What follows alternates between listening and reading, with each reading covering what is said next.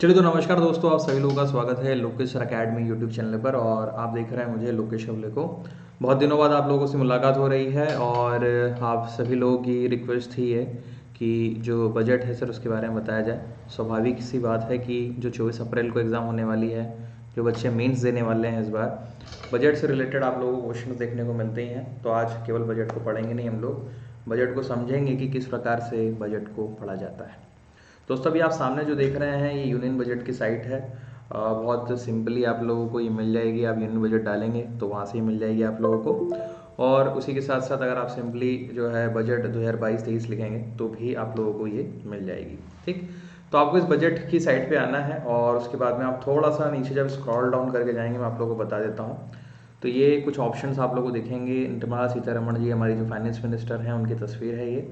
और आप लोगों को यहाँ पर डिफरेंट काइंड ऑफ डॉक्यूमेंट जो है वर्ड डॉक्यूमेंट्स और पीडीएफ डॉक्यूमेंट्स भी मिल जाएंगे। आप लोगों को सिंपली बजट हाइलाइट्स जो हैं वो डाउनलोड करना है। मैंने आप लोगों के लिए ऑलरेडी डाउनलोड कर दी है। तो अब मैं आप लोगों को जो डॉक्यूमेंट है उसके ऊपर लेके जाता हूँ। तो ये है बजट डॉक्यूमेंट, जैसे कि आप लोग देख पा रहे हैं। तो डाउनलोड करके जैसे ही आप इस पीडीएफ को ओपन करेंगे तो ये डॉक्यूमेंट आप लोगों को देखने को मिलेगा। सामने लिखा हुआ है गवर्नमेंट ऑफ इंडिया। और मैं आप लोगों को एक मज़ेदार बात बताता हूँ। अब जब मैं अपनी यूपीएससी प्रिपरेशन कर रहा था तो हम लोगों को एक सिंपल सी चीज़ बताई जाती थी, भाई यूपीएससी में कहाँ से प्रश्न आते हैं पता ही नहीं लगता है। मेरा दरख्वास्त है आप सभी लोगों से, जहाँ तक मुझे याद है 2013 या 2014 का क्वेश्चन है। क्वेश्चन था कि हु प्रिपेयर बजट, 4 ऑप्शन थे। और मैं आपको बता दूं उसमें पहला ऑप्शन जो है वो आप लोगों को देखने को मिल जाएगा पार्लियामेंट, दूसरा मिनिस्टर ऑफ फाइनेंस, तीसरा जो है ना एक ऑप्शन अभी मैं रिकॉल नहीं कर पा रहा हूँ। तो कोई भी हम लोग मान लेते हैं पार्लियामेंट के अलावा मिनिस्ट्री ऑफ फाइनेंस मैंने आप लोगों को दे दिया था। तो मान लीजिए कि बजट डिवीजन है और एक ऑप्शन उसमें कुछ और था। तो आप में से बहुत सारे बच्चे बहुत आसानी से बता देंगे कि इसका जो जवाब मिनिस्टर ऑफ फाइनेंस है। लेकिन मैं आपको बता दूं मिनिस्टर ऑफ फाइनेंस नहीं, बजट डिवीजन जो है इसका सही जवाब है। और इसका जो सही जवाब है पता है कहाँ पर है? यहाँ पर टन टन दिख रहा है। तो मिनिस्ट्री ऑफ फाइनेंस जो है वो तो है ही, लेकिन इसके अंदर एक डिपार्टमेंट होता है बजट डिवीजन, वो बजट तैयार करता है। तो डायरेक्ट डॉक्यूमेंट से ही कई बार क्या है क्वेश्चन आ जाते हैं। तो हम लोगों को जो तैयारी करनी होती है वो बहुत सिंपल फॉर्म में करनी होती है। बस कई बार हम लोग भटक जाते हैं कि हमको पढ़ना है क्या है, कैसे पढ़ना है। मेरे हिसाब से ऑथेंटिक डॉक्यूमेंट पढ़े आप, आपका काम बन जाएगा। तो ये सामने आपके बजट डॉक्यूमेंट है फरवरी 2022 और 2022-23 का है, क्योंकि 1 अप्रैल को ये स्टार्ट होगा और 31 मार्च जो है 2023 तक लागू होगा ये। इसलिए जब भी हम लोग बजट लिखते हैं तो इस तरीके से लिखते हैं 22-23, 21-22 इस तरीके से। ठीक है, मिनिस्ट्री ऑफ फाइनेंस जो है और उसके अंदर बजट डिवीजन इसको तैयार करता है। इस बार जो बच्चे इंटरव्यू में बैठ रहे हैं, जिन बच्चों के मैंने मॉक इंटरव्यू भी लिए हुए हैं, तो मैंने उनको बताया हुआ है कि बजट से किस प्रकार के क्वेश्चन आ सकते हैं। आप लोगों को बजट तैयार करके रखना चाहिए। अगर आप इस वीडियो को पहली बार देख रहे हैं तो अपने दोस्तों के साथ भी शेयर कर दीजिए जो इस बार मेंस में या फिर इंटरव्यू में बैठने वाले हैं, तो उन लोगों के लिए बहुत कारगर साबित होने वाला है। ये लाइव फॉर्म में आप लोगों को मैं पूरा पूरा बजट बता रहा हूँ। ठीक है, तो वन शॉट में पूरा का पूरा वीडियो है, देखिए। सबसे पहले जो की फीचर्स हैं वो क्या है, गोल ऑफ अमृतकाल। तो ये अमृतकाल से एक क्वेश्चन आप लोगों को देखने को मिलेगा कि अमृतकाल क्या है और क्यों इसको अमृतकाल बोला गया। तो भाई इसके अंदर कुछ 3 पॉइंट है, उसको आप समझ लो कि focus on growth and all inclusive welfare. जितने भी समृद्धि संबंधित विषय हैं उसको यहाँ पर कवर किया जाएगा। इंक्लूसिव वेलफेयर को यहाँ पर भाग बनाया गया। इंक्लूसिव मतलब सबका मिला जुला रूप आपको देखने को मिलेगा। हर क्षेत्र को ले लीजिए, प्राथमिक द्वितीय तृतीय जो क्षेत्र हैं उनके मिले जुले रूप से हम कैसे वेलफेयर को आगे बढ़ाएं, इंक्लूसिव वेलफेयर इसको हम लोग बोलेंगे। Promoting technology enabled development, energy transition and climate action. तो याद रखिएगा कि इस बार हम लोग जो अमृतकाल है या अमृतकाल का जो हमारा गोल है उसमें ये भी कि हम कैसे अपनी टेक्नोलॉजी को क्या कर रहे हैं, प्रमोट कर रहे हैं। इससे कैसे डेवलपमेंट होगा, कैसे हम ऊर्जा के क्षेत्र में आगे बढ़ेंगे, कैसे जो क्लाइमेट चेंज है या जो इससे संबंधित जो पहलू है उसके ऊपर हम लोग कैसे काम करेंगे, क्लाइमेट एक्शन के ऊपर कैसे काम करेंगे। Again it's a part of the goal of Amritkaal. फिर है virtuous cycle starting from the private investment and crowded in public capital investment obviously. तो आप लोग देखेंगे कि ज़्यादातर जो अभी वर्तमान में हम लोगों को आवश्यकता है वो है प्राइवेट इन्वेस्टमेंट की, आपकी और मेरे इन्वेस्टमेंट की। इन्वेस्टमेंट याद रखिएगा दोस्तों केवल और केवल पैसे का नहीं होता है। इन्वेस्टमेंट जो है टाइम का भी होता है, इन्वेस्टमेंट आप देखेंगे आपके समय का भी होता है। इन्वेस्टमेंट अगेन जो तीसरा पॉइंट मैं कहूँगा कैपिटल का होता है। इन्वेस्टमेंट आप कह सकते हो कि एक सोसाइटी डेवलपमेंट का होता है। तो इन्वेस्टमेंट हर तरीके से, लेकिन वो प्राइवेट इन्वेस्टमेंट की बात की जा रही है। Crowded in public capital investment की लोग जो हैं बढ़ चढ़ के इसके अंदर हिस्सा लेंगे तो बात बनेगी। उसके बाद में जो 4 प्रायोरिटीज़ हैं वो हैं, एक तो पीएम गति शक्ति, फिर उसके बाद में इंक्लूसिव डेवलपमेंट, प्रोडक्टिविटी एनहांसमेंट जिसमें आप देखेंगे investment, sunrise opportunities, energy transition, climate action etcetera etcetera, और फाइनेंसिंग ऑफ इन्वेस्टमेंट। तो ये जो है 4 मुख्य प्रायोरिटीज़ हैं। मेंस में लिखने के लिए है, ये 4 पॉइंट लिख के आप निकल जाएं, आपका काम हो जाएगा। सरकार ने कुछ सजेशंस दिए हैं, सरकार अपने सजेशंस तो मानेगी, आपका भी आंसर जो है वहाँ पर क्या होगा, अच्छा होगा। मेंस में आ जाता है, सॉरी इंटरव्यू में कोई पूछ लेता है कि what are the main priorities of the government as per the present scenario. So आप बता सकते हैं कि सर की जो पीएम गति शक्ति जो योजना है उसके तहत हम लोग काम करेंगे, इंक्लूसिव डेवलपमेंट के ऊपर बात कर रहे हैं, फाइनेंसिंग ऑफ इन्वेस्टमेंट की बात कर रहे हैं, प्रोडक्टिविटी हम लोग बढ़ाना चाहते हैं। इस तरीके से आप लोग क्या कर सकते हैं, जवाब दे सकते हैं। थोड़ी थोड़ी जानकारी जो है और इंटरनेट के माध्यम से आप लोग क्या करें, पता करें इसके बारे में। अगर मैं जीडीपी और जीवीए की बात करूं, ग्रॉस वैल्यू एडेड और ग्रॉस डोमेस्टिक प्रोडक्ट की, तो ये जो ब्लू लाइन है ये जीडीपी को बता रही है, और जो आप देखेंगे ऑरेंज और इसमें ग्रीन जो डॉट है ना, ये जीवीए को बता रहा है, ग्रॉस वैल्यू एडेड को। जो बच्चे डिटेल में पढ़ना चाहते हैं ये मैं चैनल के ऊपर आप लोगों को अलग से बता दूंगा। अभी सिर्फ आप इतना समझे कि जो जीडीपी है it's a monetary value of all final goods and services produced in a year, usually a financial year, मतलब मौद्रिक मूल्य बताता है कुल मिला के। और मैं थोड़ा जूम कर देता हूँ जिससे आप लोगों को चीज़ें जो है और समझ में आ जाए। तो हम लोग अगर जीडीपी और जीवीए को कंपेयर करें तो आप देखेंगे जो फर्स्ट लॉकडाउन आया था उसमें जीडीपी की वैल्यू जो है ना, वो कंपैरेटिवली ऊपर है और जीवीए जो नीचे है, gross value added. Gross value added और जीडीपी में क्या अंतर होगा, देखिए आप ऐसे समझ सकते हैं कि जब भी किसी चीज़ का उत्पादन होता है, मान लीजिए कोई वस्तु 100 रुपये की है और उसका योगदान जो है, मतलब कृषि क्षेत्र का योगदान मान लीजिए उसमें 100 रुपये को बनाने के लिए 10 रुपये का है, 15 रुपये का, तो उसको जीडीपी बोल रहे हैं हम लोग। लेकिन अगर कोई वस्तु 100 रुपये से 120 रुपये की हो जाती है तो जो वैल्यू एडिशन हुआ है उसमें अंदर, वो जीवीए की वजह से हुआ है, ग्रॉस वैल्यू एडिशन की वजह से हुआ है ना। ये वैल्यू एडिशन कैसे होगा, जो उत्पादन होते हैं उसके फलन होते हैं, जैसे लैंड हो सकता है ज़मीन का भाव बढ़ गया हो, रेंट बढ़ गया हो, लेबर मजदूर महंगा हो गया हो, कैपिटल जो पूंजी मिलती है वो महंगी हो गई हो, लोन महंगा हो गया हो, इंटरप्रेन्योरशिप। तो ये वैल्यू एडिशन के तरीके होते हैं। इसकी वजह से आप लोग देखेंगे जीवीए जो हमारा क्या हुआ है, कम हुआ है, जीडीपी जो है ऊपर आया है, दिख रहा है। सेकेंड वेव के टाइम पे अगर हम लोग देखें तो अगेन जीडीपी का जो भाग रहा है ना, वो क्या रहा, ऊपर रहा, और जीवीए जो है नीचे चला गया, वैल्यू एडिशन इसकी वजह से। Recovery of the economy reflective of countries resilience, मतलब बता रहा है कि ये जो रिकवरी हम लोग कर रहे हैं है ना, ये एक अच्छा भाग है, एक अच्छा सूचक है। क्वार्टर भी दे रखे इसके अंदर, 19-20 का एक क्वार्टर है, 20-21 का एक क्वार्टर है, और 21-22 का जो है सेकंड वेव के टाइम का जो क्वार्टर है। और या मान लीजिए आप कि जो फर्स्ट और सेकंड क्वार्टर है उसकी बात यहाँ पर आपको देखने को मिल जाएगी। ठीक, नेक्स्ट अगर हम लोग बात करें तो इंडियन इकोनॉमी स्टैगिंग सस्टेनेबल रिकवरी, तो एक रिकवरी रेट जो है वो जनरेट किया हम लोगों ने। अगर कोविड-19 में हम लोग वैक्सीन कवरेज की बात करें, एमपीपीएससी वाले, अदर स्टेट पीएससी वाले की अगर हम लोग बात करें तो थोड़ा सा ध्यान रखेंगे आप लोग कि यहाँ पर ये जो डार्क ब्लू है लाइन आप समझ सकते हैं, या ब्लैक मान लीजिए, नहीं ब्लू नहीं है ब्लैक है, माफ कीजिएगा। तो percentage of adult population with first dose की कितने प्रतिशत लोग जो हैं उनको फर्स्ट डोज मिल गया, तो 93% लोग जो है उनको क्या मिल गया, फर्स्ट डोज मिल गया। और सेकेंड डोज जो एडल्ट हैं कितने प्रतिशत हैं सेकेंड डोज के लिए, तो 69% है। राउंड ऑफ दिमाग में आप रख सकते हो कि भाई 93% तो आपके फर्स्ट डोज वाले हैं और लगभग 70% लोगों को जो है सेकेंड डोज लग चुका है। कमेंट बॉक्स में बताइए आप में से कितने लोगों को सेकेंड डोज लग चुका है, थोड़ा सा कंपेयर हम भी कर लेंगे यहाँ पर, ठीक है। उसके बाद में ये यूपीएससी और स्टेट पीसीएस का फेवरेट पार्ट है, यहाँ से क्वेश्चन आप लोगों को देखने को मिलेगा। नहीं मिले तो मेरी ये जो क्लास रिकॉर्ड हो रही है आप इसको आगे देखिएगा, आपको 200% यहाँ से क्वेश्चन देखने को मिलेगा। क्या क्वेश्चन बनता है मैं आपको बता देता हूँ। देखो भाई, ये जो इफेक्टिव रेवेन्यू डेफिसिट है, प्राइमरी डेफिसिट है और फिस्कल डेफिसिट है, ये होते क्या, पहले इसको समझ लो आप। इफेक्टिव रेवेन्यू डेफिसिट का मतलब ये होता है कि कई बार सरकार ऐसा मान के चलती है कि जो आज हम डेफिसिट कर रहे हैं वो आज का तो घाटा है, कल के लिए फ़ायदा है। जब इस प्रकार के घाटे होते हैं तो उसको हम लोग इफेक्टिव रेवेन्यू डेफिसिट कहते हैं। मैं उदाहरण देके बताता हूँ आप लोगों को, हो सकता है लेक्चर थोड़ा सा लंबा जाए, बजट है भाई तो निर्मला सीतारमण जी ने इतने मेहनत की है, तो मैं थोड़ी बहुत मेहनत अपने लेवल पे करके अपने स्टूडेंट को समझा ही सकता हूँ। तो लेक्चर थोड़ा सा लंबा होने वाला है, तो आप लोग जो हैं पानी और चिप्स वगैरह लेके बैठें, आराम से इसको सुनते चलें, पूरा जरूर देखें लेक्चर को, ठीक है।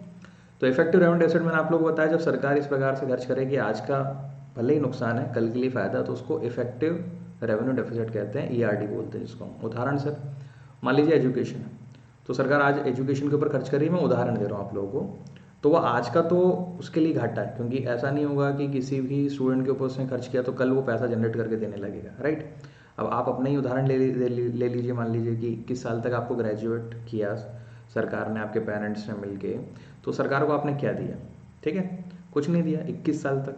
तो 21 साल तक क्या था, वो इफेक्टिव रेवेन्यू डेफिसिट था। तो दिमाग में प्रश्न आएगा, भाई सरकार सर चाहती क्या हमसे फिर? भाई अगर आप बोल रहे हैं कि सरकार ने हमको ग्रेजुएट किया है या हमारे माता पिता ने किया, तो माता पिता का तो समझ में आता है, सरकार क्या चाहती है? सरकार ये चाहती है कि आप कमाएं और उसका कुछ हिस्सा जो है सरकार को दें as a form of tax, क्योंकि अगर आप कमाएंगे नहीं, बेरोजगार हो जाएंगे, तो सरकार के ऊपर आप बर्डन ही है, तो सरकार आपके ऊपर खर्च करना चाहती है कुल मिला के। ऐसे घाटों को हम लोग इफेक्टिव रेवेन्यू डेफिसिट कहते हैं। मेरे हिसाब से समझ में आ गया होगा आप लोगों को। प्राइमरी डेफिसिट क्या होता है, उसके पहले फिस्कल डेफिसिट को हम लोग समझ लेते हैं। देखिए, सरकार अपने खाते में से जो पैसा खर्च करती है उसको हम लोग बोलते हैं कैपिटल करंट अकाउंट। उदाहरण के लिए मान लीजिए जब सरकार ने खर्च किया तो उसको हम लोग बोलेंगे एक्सपेंडिचर, और जब पैसा आएगा तो उसको हम लोग बोलेंगे रेवेन्यू, ठीक। जब टोटल एक्सपेंडिचर में से टोटल रेवेन्यू को माइनस कर देते हैं, टोटल एक्सपेंडिचर में से टोटल रेवेन्यू को माइनस कर देते हैं, लेकिन इसमें जो एडिशनल बोरोइंग हम लोगों ने की है, एडिशनल बोरोइंग, उसको छोड़ देंगे हम लोग। एडिशनल बोरोइंग क्या, जैसे मान लो 100 रुपये इनकम है, 120 रुपये खर्चा है, 20 रुपये घाटा हो गया, ठीक। 20 रुपये घाटा हमने उधार लेके पूरा कर लिया, ठीक। करती सरकार ऐसा क्यों करती है, वो एक अलग मुद्दा है, काम ऐसी होता है। लेकिन तो इसमें हम लोग एक्सक्लूड छोड़ देते हैं उन अतिरिक्त उधारों को, तो वो क्या कहलाता है, आपका फिस्कल डेफिसिट कहलाता है। हम लोगों को जो लेना देना है, या आप कह सकते हो जो हमारी मुख्य बात है, वो फिस्कल डेफिसिट ही होती है, ठीक। फिस्कल डेफिसिट मतलब राजा के कोष में कितना घाटा हो रहा है। अगर आप एक इन्वेस्टर हैं तो आप इसी को देख के आगे बढ़ते हैं, सरकार इसी को देख के फैसला लेती है। तो FD काम का हो गया, ठीक। अब जब हम लोन लेते हैं तो उस पर कुछ ना कुछ इंटरेस्ट देते हैं। मान लीजिए 100 रुपये लोन लिया तो उस पर 10% इंटरेस्ट दिया, तो इंटरेस्ट कितना हो गया, 10 रुपये, ठीक। तो जब भी हम लोग प्राइमरी डेफिसिट निकालते हैं, तो फिस्कल डेफिसिट में से हम लोग इंटरेस्ट पेमेंट को माइनस कर देते हैं। जो भी इंटरेस्ट पेमेंट हम लोगों ने की, तो जो निकल के आता है वो क्या निकल के आएगा, आपका प्राइमरी डेफिसिट निकल के आएगा, प्राथमिक घाटा निकल के आएगा। तो समझने वाली बातें थी, ये ऑलरेडी आप लोगों को पता होना चाहिए, बट फिर भी मैंने बता दिया आप लोगों को। अब सबसे पहले इफेक्टिव रेवेन्यू डेफिसिट देख लेते हैं क्या हालत है। चलिए 18-19 में 1.4 था, 2.4 हो गया, 6.2 हो गया। कब हो गया सर ये हो गया सर 2020-21 में, मतलब कुल मिला के बढ़ गया ये, ठीक। फिर थोड़ा सा हम लोग देखेंगे, अभी नीचे आ रहा है, 3.7 हो गया है 21-22 में। और आप देखेंगे कि जो हमारा 22-23 का ये जो एस्टिमेटेड है, ये कितना है, 2.8 है। मतलब कि इस बार का जो हमारा इफेक्टिव रेवेन्यू होगा डेफिसिट में 2.8 होगा, ठीक। अब बात आती है फिस्कल डेफिसिट की। तो फिस्कल डेफिसिट क्या है साहब, फिस्कल डेफिसिट हमारा 3.9 था। ये मेरे जो पुराने बच्चे हैं, मैंने पढ़ाया हुआ, उनको जानते हैं, ये मैंने बताया हुआ है। और 2015-16 क्यों, आप चाहें तो मैं 2013-14 से ही बता सकता हूँ। 2013-14 में जो है ये था 4.3, फिर हो गया 4.1, फिर उसके बाद में आप देखेंगे 3.9, 3.5 अगेन कांस्टेंट था इस बार भी, फिर 3.5, 3.4। आप देखेंगे 19-20 में बढ़ा था ये 4.6। देखिए बढ़ के कितना हो गया, मैं थोड़ा सा ऊपर ले जाता हूँ, 9.2, ठीक है। ये कोविड के टाइम की बात है। 6.9 जो है ये रेवेन्यू डेफिसिट में था, माफ़ कीजिएगा RE में था, ये रिवाइज्ड एस्टिमेट जिसको बोलते हैं हम लोग। और अभी एस्टिमेटेड बजट में इसको जो माना गया है 6.4। आपके जो काम का है कुल मिला के मैं बोल रहा हूँ 6.4 आपके काम का है। सबसे ज़्यादा पीक कब आया है, 9.2 में आया है, ये आपको पता होना चाहिए। प्राइमरी डेफिसिट क्या है सर, प्राइमरी डेफिसिट येलो से आप कंपेयर कर सकते हो। तो हम लोग देखेंगे जो रेवेन्यू डेफिसिट है वो 1920 में था 1.6, उसके बाद में अगेन ये बढ़ा है 5.8 बढ़ा है, 3.3 है। और अभी का जो है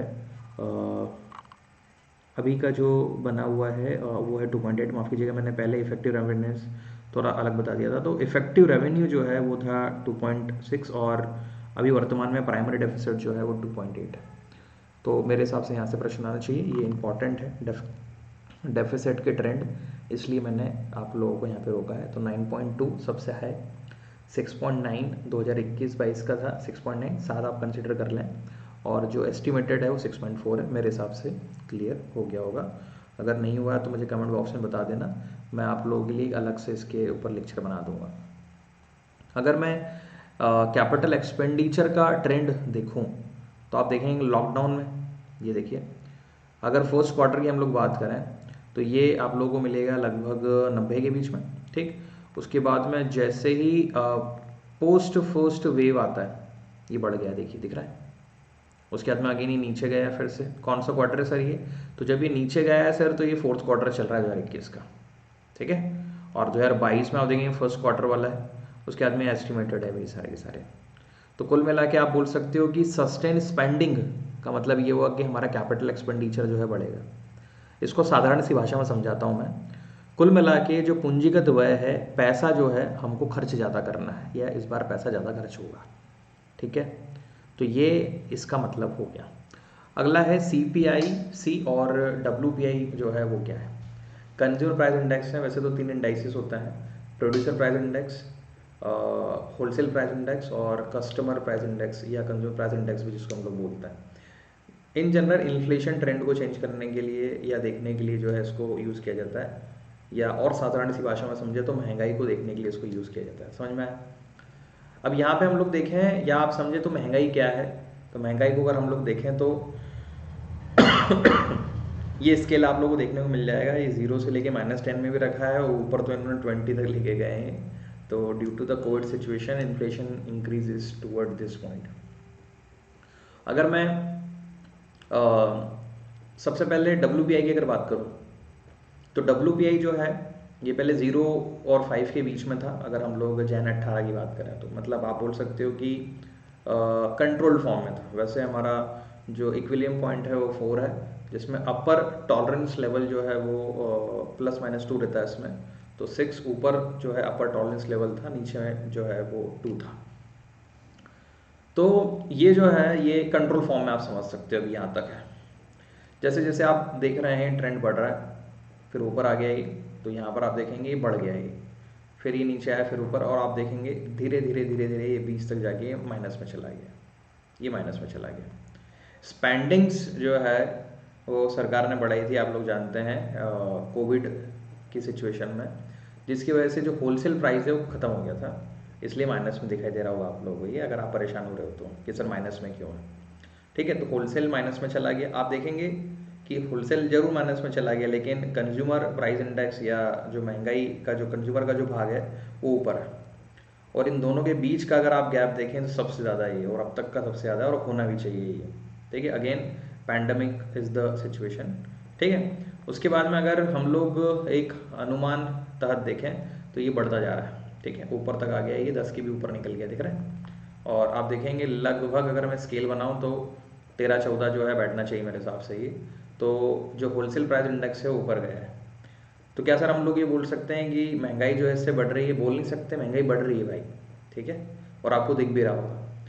लेकिन अगर आप CPI का ट्रेंड देखें तो CPI जो है वो क्या हो गया है, वो एक टाइम तक तो बढ़ा, फिर जो है वो क्या आ गया, नीचे आ गया। अब बहुत सारे लोगों के दिमाग में प्रश्न आएगा कि सर जब महंगाई बढ़ रही है, होलसेल पे बढ़ रही है, तो कस्टमर या कंज्यूमर पे इसका इफेक्ट जो है वो क्यों नहीं हो रहा? देखिए, सरकार ने जो सब्सिडीज़ दी थी उसकी वजह से परचेसिंग पावर जो है लोगों की बढ़ गई। तो जो इफेक्ट होना चाहिए था इन्फ्लेशन का, ठीक है, CPI पे, वो CPI पे हुआ नहीं, ठीक है।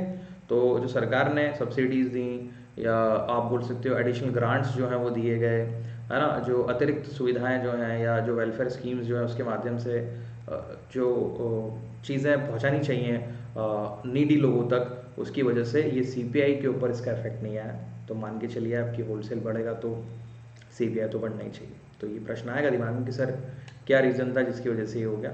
और अगेन आप देखेंगे कि 21 में अक्टूबर तक आते आते जो दोनों का गैप है ना, वो आपको क्या दिख रहा है, नीचे देखने को मिल रहा है अगर आप दोनों को कंपेयर करेंगे तो ये हो गया CPI और WPI इन्फ्लेशन परसेंटेज। जो ये सब सरकार का ही चल रहा है ना भाई, मैं अपने लेवल पे कुछ भी नहीं समझा रहा हूँ, पूरा का पूरा सरकार का ही डॉक्यूमेंट है, हम लोग इसी से, बट इससे ऑथेंटिक आपको कहीं नहीं मिलेगा। अब अगर हम लोग बात करें कि जो नेट एडिशंस हैं इन ईपीएफ और इसके अलावा फॉरेन एक्सचेंज रिजर्व्स और इंपोर्ट कवर्स में वो क्या देखने को मिला है, तो कुल मिला के मैं इसको एक साधारण सी चीज़ में समझाता हूँ कि हमारे जो नेट एडिशंस हैं, ठीक है, लॉकडाउन में और सेकेंड वेव की अगर हम लोग बात करें तो मुख्य रूप से अगर हम लोग देखें लॉकडाउन में तो हमारे नेट एडिशंस एकदम लगातार नीचे गिरे, है ना। और चूंकि आप देखेंगे कोई इन्वेस्टमेंट नहीं है, कुछ नहीं है ना, तो एडिशंस होने की तो कोई बात हो नहीं सकती। सेकंड वेव में अगेन आप देखेंगे ये ग्राफ जो है नीचे आता है, लेकिन बहुत ज़्यादा ड्रास्टिक नहीं हुआ ये, क्योंकि इस बार जो सेकंड वेव था वो पूरी तरीके से हम लोगों ने लॉकडाउन नहीं किया, चीज़ों को ध्यान में रखते हुए किया। हार्डली 1 महीने का था, अगर आप लोग देखेंगे 1 से 1.5 महीने का। जैसे जैसे सिचुएशन कंट्रोल में आई तो हम लोगों ने जो धंधे पानी उनको क्या कर दिया था, वापस से बढ़ा दिया था, और अभी ये इसके रनिंग फेज पे या फिर ऊपर आ रहा है, ये लाइन इसी को शो कर रही है, ठीक है। एक स्टैंडर्ड बनाया इन्होंने, इसके ऊपर उसके नीचे हम लोग देखना चाह रहे हैं। अगर फॉरेन एक्सचेंज रिजर्व्स की बात करें कि सरकार के पास में कितने फॉरेन एक्सचेंज रिजर्व्स हैं, तो शुरू से हम लोग बढ़ा ही रहे हैं। अगर हम लोग देखें 19-20 में आप देखेंगे स्थिति हमारी अच्छी थी, 430 से 434 मतलब बढ़ रहा है, धीरे धीरे धीरे धीरे बढ़ ही रहा है। और आप लोग देखेंगे 2021 और 2022 में जो तीनों क्वार्टर हैं उसमें अगर कंपेयर करने की बात करें तो केवल और केवल जो सेकंड क्वार्टर है और थर्ड क्वार्टर है 2021 और 22 का, उसमें फॉरेन एक्सचेंज रिजर्व हमारा कम हुआ है, ठीक है। और इम्पोर्ट कवर जो है वो यहाँ से कम होना स्टार्ट हुआ है। आप लोग देख सकते हैं 2020-21 जैसे ही ख़त्म हो रहा है, 21-22 जहाँ है स्टार्ट हो रहा है, तो वहाँ पर जो हमारा इम्पोर्ट कवर है वो क्या होता जा रहा है, कम होता जा रहा है। अब इम्पोर्ट कवर से कहने का मतलब ये है कि हम चीज़ें जो है खुद से बनाने लगे, खुद से चीज़ें सॉर्ट आउट करने लगे हैं। इस वजह से जो इम्पोर्ट कवर है धीरे धीरे यहाँ पर आप लोगों को कम देखने को मिलेगा, ठीक। चलिए साहब, ये भी बात हो गई आप लोगों के लिए। और उसके बाद में है पीएम गति शक्ति योजना क्या है, जो आप पीछे ऊपर सोच रहे होंगे। तो ये 7 engines drain by the 7 engine, जैसे रोड्स हैं, रेलवेज हैं, एयरपोर्ट है, पोर्ट्स हैं, मास ट्रांसपोर्ट है, वाटरवेज है, लॉजिस्टिक इंफ्रास्ट्रक्चर है। तो ये कुछ 7 आप बोल सकते हो ऐसे इंजन हैं जिसके ऊपर हम लोगों को क्या करना है, काम करना है। फिर नेशनल मास्टर प्लान जो है aimed at world class modern infrastructure logistic synergy जो है उससे बनाएंगे। इंटरनेशनल लेवल पे हम लोग क्या करना चाहते हैं, कम्पीट करना चाहते हैं। कोई दूसरा सोर्स लेने की जरूरत नहीं है आप लोगों को, ये सरकार के डॉक्यूमेंट है, तो इससे बेटर जानकारी आप लोगों को नहीं मिलेगी। Formulation of master plan, expressway बनाएंगे हम लोग, कंप्लीटिंग जो है लगभग 25,000 किलोमीटर के जो नेशनल हाईवेज जो है उसको हम लोग को क्या करना है, कंप्लीट करना है हम लोगों को, मतलब सरकार को कंप्लीट करना है।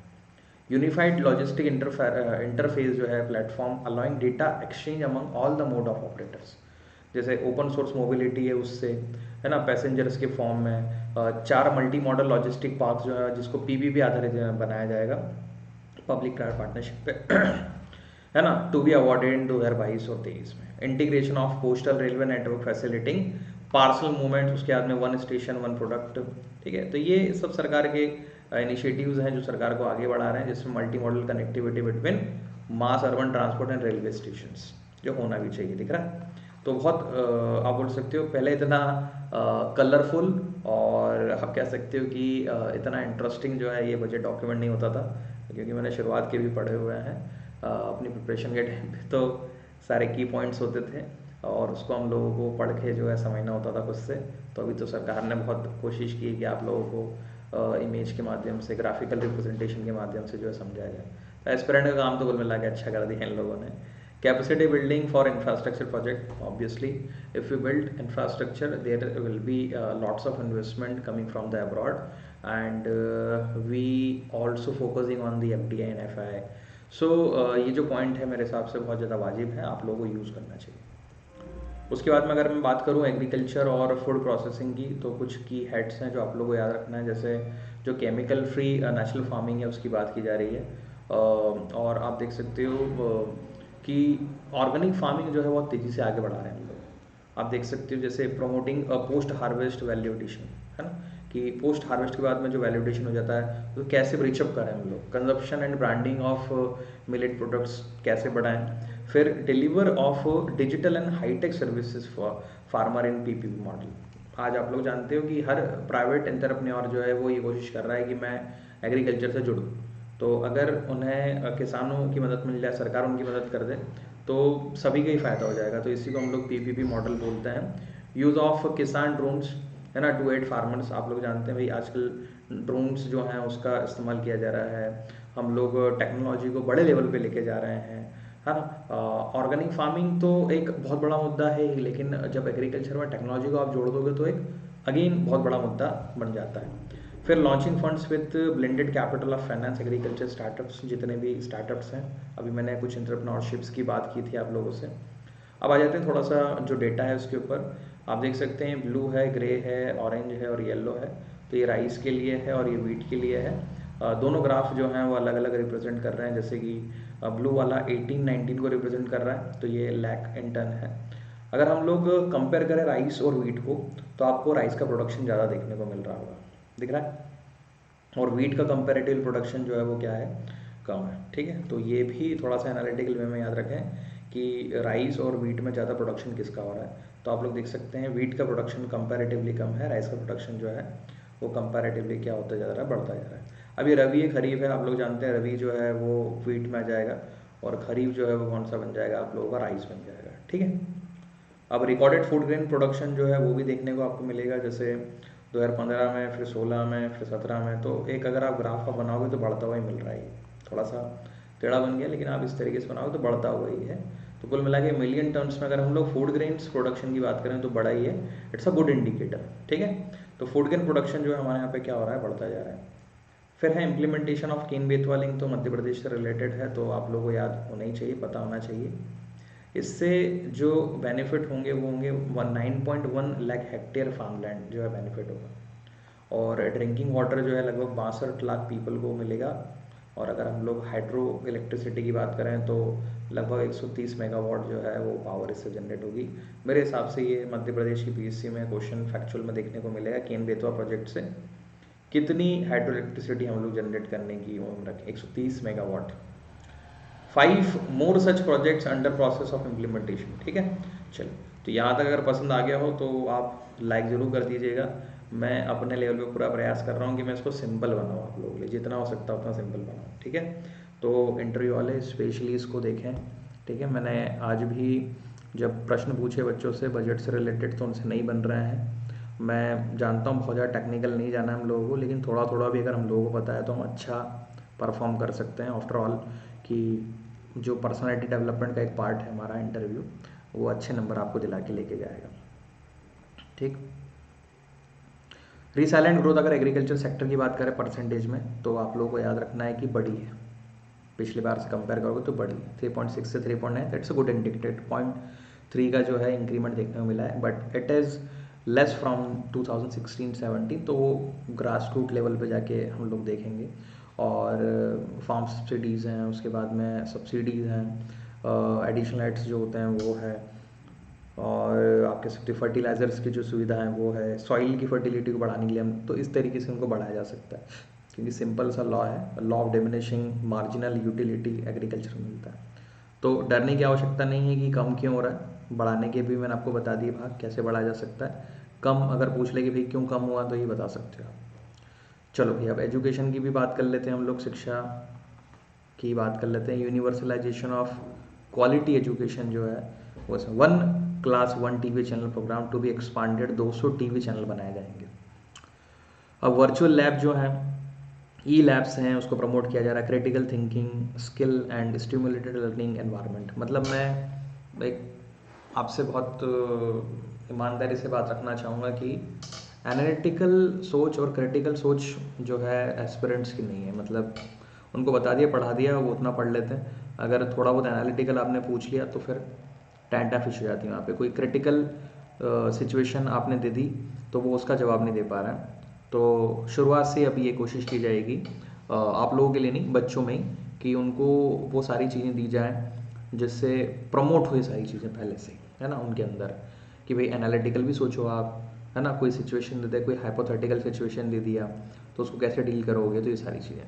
और digital universities will be established with world class quality universal education. तो डिजिटल यूनिवर्सिटीज़ जो हैं अब अवेलेबल होंगी, जिससे गुणवत्ता के साथ में आप लोग जो है अपनी पढ़ाई को कर पाओगे, पढ़ पाओगे। High quality E content will be delivered through digital teachers, जैसे कि हम लोग थोड़ा बहुत जो जानते हैं, थोड़ा बहुत जो हम लोगों ने पढ़ाई की है, इस डिजिटल प्लेटफॉर्म के माध्यम से आप लोगों को बता रहे हैं। स्किल डेवलपमेंट अगेन एक इम्पॉर्टेंट भाग है, इसमें से ये जो DESH डैश जो है इसका नाम याद रखिएगा, digital ecosystem for skilling and livelihood. ठीक, अब ये स्टेक ई पोर्टल है, will be launch to promote online training. तो ऑनलाइन ट्रेनिंग इसके माध्यम से दी जाएगी। Startups will be promoted to facilitate drone Shakti for drone as a service. ठीक है, तो ड्रोन एज अ सर्विस जो है अब दी जा रही है। तो ये एजुकेशन की बच्चों बात हो गई। अगेन अब आ जाते हैं हम लोग हेल्थ के ऊपर। मेरे हिसाब से जो प्राइमरी फोकस है वो हेल्थ के ऊपर होना चाहिए। It is my personal point of view. बस अब देखते हैं कि बजट के अंदर क्या दे रखा है। एक तो नेशनल डिजिटल हेल्थ इकोसिस्टम जो है वो रोल आउट किया गया है। इसके माध्यम से आप बोल सकते हो डिजिटल डेटा जो है वो बनाया जाएगा। नेशनल मेंटल हेल्थ प्रोग्राम जो है वो लॉन्च किया गया है, जिसमें काउंसलिंग होगी। ठीक है, मेंटल हेल्थ को लेके, जिसको आप सोच सकते हो, आप लोगों ने सुना होगा कई बार साइकोलॉजिस्ट से आप लोग बात करते हैं कि सर मुझे ये समस्या है, मैं किस तरीके से इसको डील करूं। तो हमारे यहाँ पे मानसिक रोग माना नहीं जाता है, रोग नहीं माना जाता है, उसको ये समझा जाता है कि पागल हो गया आदमी। तो पागल नहीं, एक्चुअल में एक प्रकार की बीमारी है।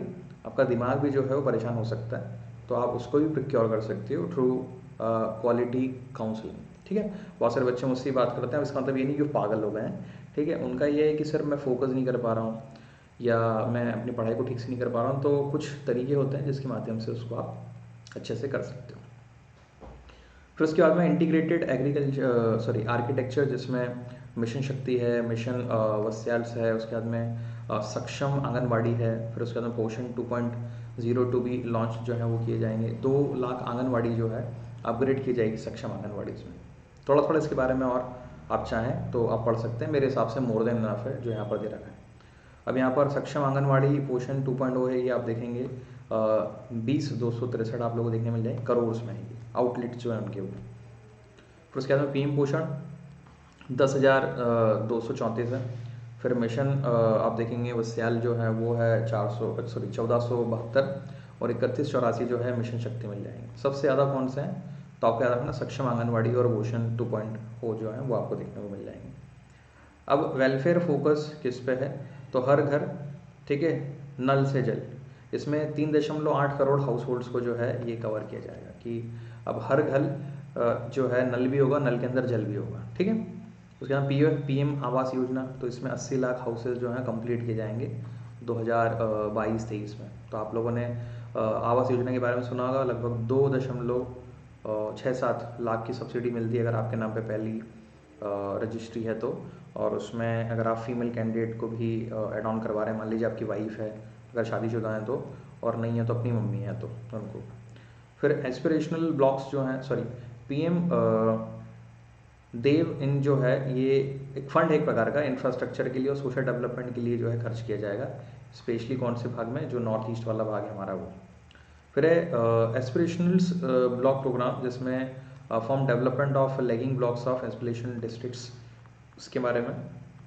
फिर उसके बाद में है वाइब्रेंट विलेज जो प्रोग्राम्स हैं उससे रिलेटेड, जिसमें targeting development of villages of northern border जो छूट गई हैं वो, out from the development games जिसको आप बोल सकते हो।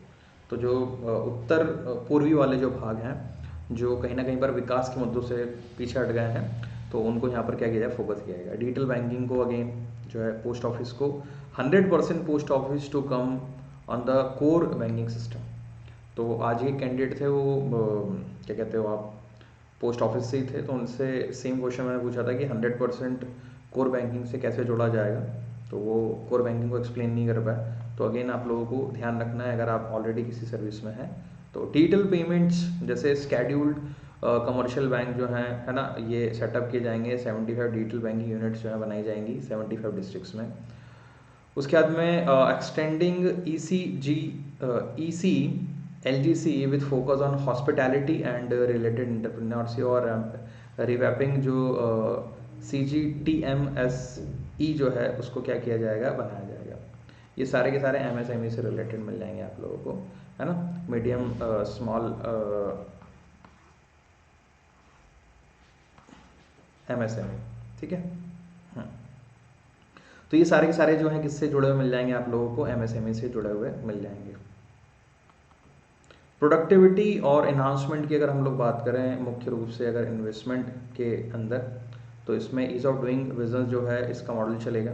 अब इसमें क्या क्या किया जाएगा वो दे रखा है, और ईज़ ऑफ लिविंग जो है उसमें क्या किया जाएगा ये बहुत इंपॉर्टेंट है, याद रखना। ट्रस्ट बेस्ड गवर्नेंस की बात की जा रही है यहाँ पर, और लिविंग में assurance of chip embedded E passport की बात की जाएगी।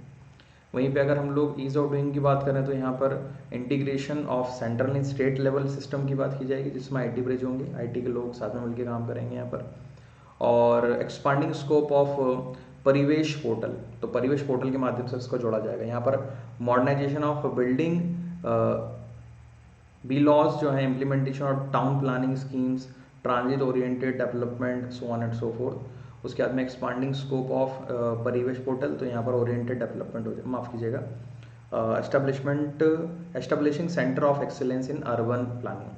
फिर उसके बाद में यूनिक लैंड पार्सल्स आप लोगों को यहाँ पर देखने को मिलेंगे, identification number for IT based management land records, यहीं पे आप लोग देखेंगे, providing better swapping policy as a alternative to setting up charging station in the urban area. तो ये ईज ऑफ लिविंग के लिए है। अब मुख्य रूप से अगर हम लोग देखें तो ये गुड टू गो है, मतलब आप लोग पढ़ के भी इसको आगे बढ़ सकते। Support to 5G under PLI scheme है। अब टेलीकॉम और large scale electronic and IT hardwares, और उसके बाद में आप देखेंगे फार्मास्यूटिकल। तो सबसे ज़्यादा जो क्षेत्र है वो किसने कवर किया हुआ आपके, ये किया हुआ है large scale electronic and IT hardwares ने।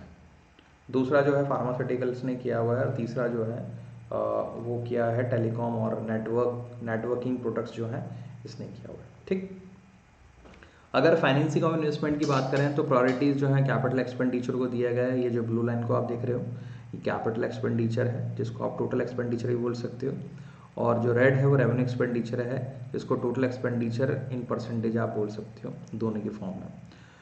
तो कैपिटल एक्सपेंडिचर आप लोग देखेंगे, ये अगर हम लोग ईयर से कंपेयर करें तो मैं आप लोगों को लेके चलता हूँ 2014-15, तो आप देखेंगे बढ़ रहा है। 18 में जो है कम हो गया, फिर ये बढ़ गया, और 2020-21 के बाद में अगर हम इसको 21-22 से कंपेयर करें रिवाइज एस्टिमेट से और बजट एस्टिमेट से अगर हम लोग बात करें तो ये कैपिटल एक्सपेंडिचर बच्चों बढ़ा हुआ है, दिख रहा है। तो इसको आप 86 और 89 के बीच में अगर कंसिडर करें तो मेरे हिसाब से आप इसको 87 या 87.5 कंसिडर कर सकते हो। तो कैपिटल एक्सपेंडिचर साहब बढ़ा हुआ है, आप ये सीधा सिंपल से बोल सकते हो। रेवेन्यू एक्सपेंडिचर जो है ये कम हो गया, दिख रहा है। राजस्व जो खर्च है वो हमारे क्या हो गए, कम हो गए।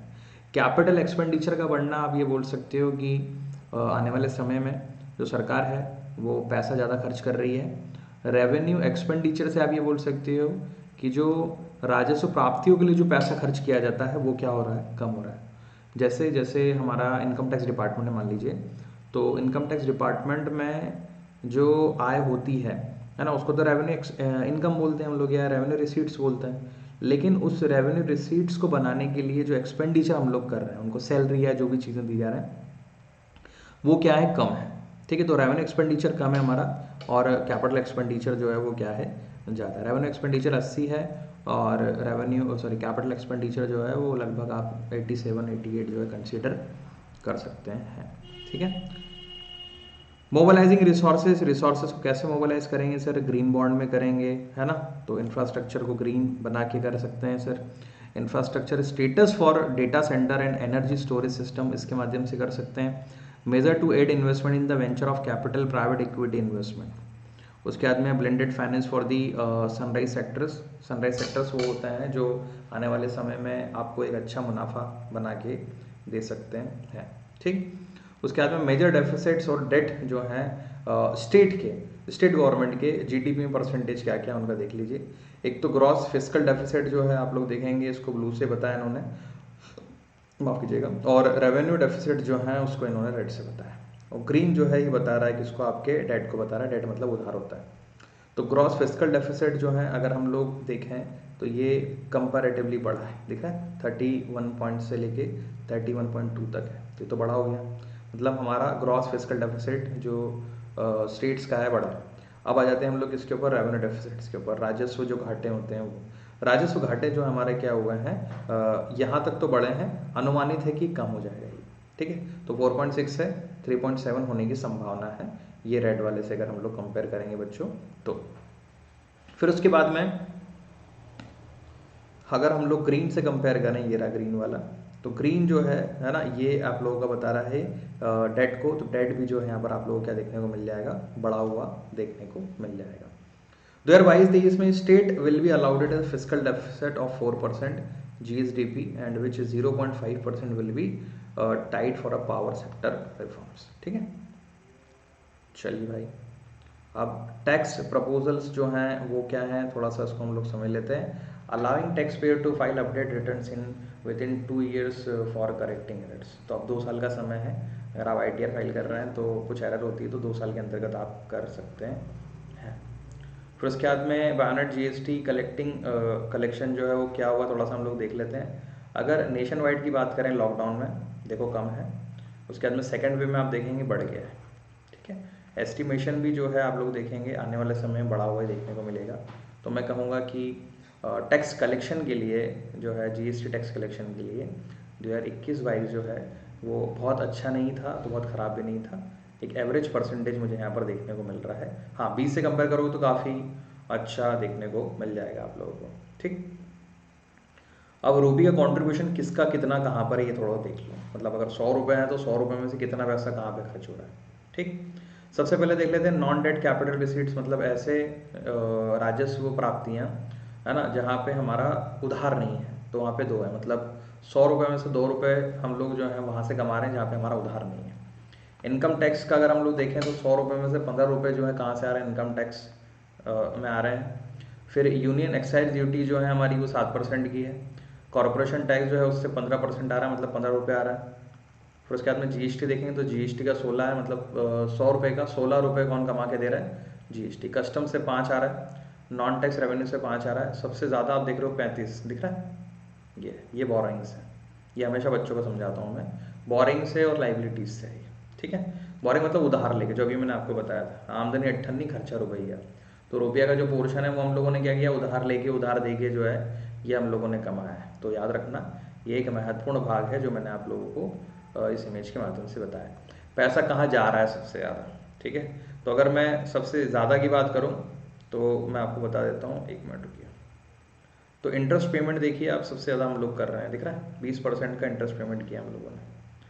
उसके बाद में सबसे कम की अगर मैं बात करूँ, सबसे कम पैसा हम लोग दे रहे हैं पेंशन के लिए, मतलब जो हमारे पेंशनधारी लोग हैं वो सबसे कम पैसा पा रहे हैं। बाकी ये जो पैसा जा रहा है आप लोग देख ही सकते हैं, डिफेंस में 8 जा रहा है, सब्सिडीज़ में 8 जा रहा है, सेंट्रल स्पॉन्सर्ड में जो है 9 जा रहा है, सेंट्रल सेक्टर स्कीम जो है उसमें ना, सेंट्रल स्पॉन्सर्ड और सेंट्रल सेक्टर में क्या होता है, इसमें स्टेट गवर्नमेंट और सेंट्रल गवर्नमेंट दोनों साथ में मिलकर खर्च करती है वैसा, स्पॉन्सर्ड में सेंट्रल खुद ही करती है वैसा खर्च। ठीक है, जैसे स्वच्छ भारत मिशन है, सेंट्रल स्पॉन्सर्ड स्कीम्स है।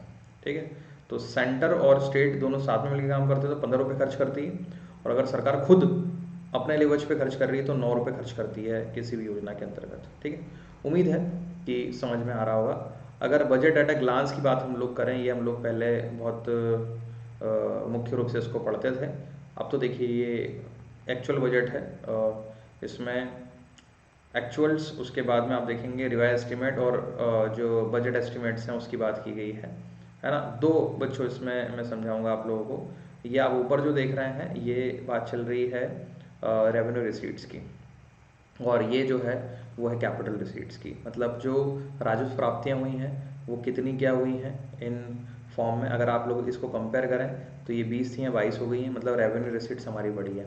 ठीक, कैपिटल रिसीट्स की अगर मैं बात करूं तो कैपिटल रिसीट्स जो हैं अगर आप रिवाइज एस्टिमेट से कंपेयर करेंगे इस वाली, तो ये भी क्या मिलेगी आपको, बड़ी देखने को मिलेगी, 16 है या 17 हुई। ठीक है, तो कंक्लूजन होगा रेवेन्यू रिसीट्स भी बढ़ी हैं, कैपिटल रिसीट्स भी बढ़ी हैं।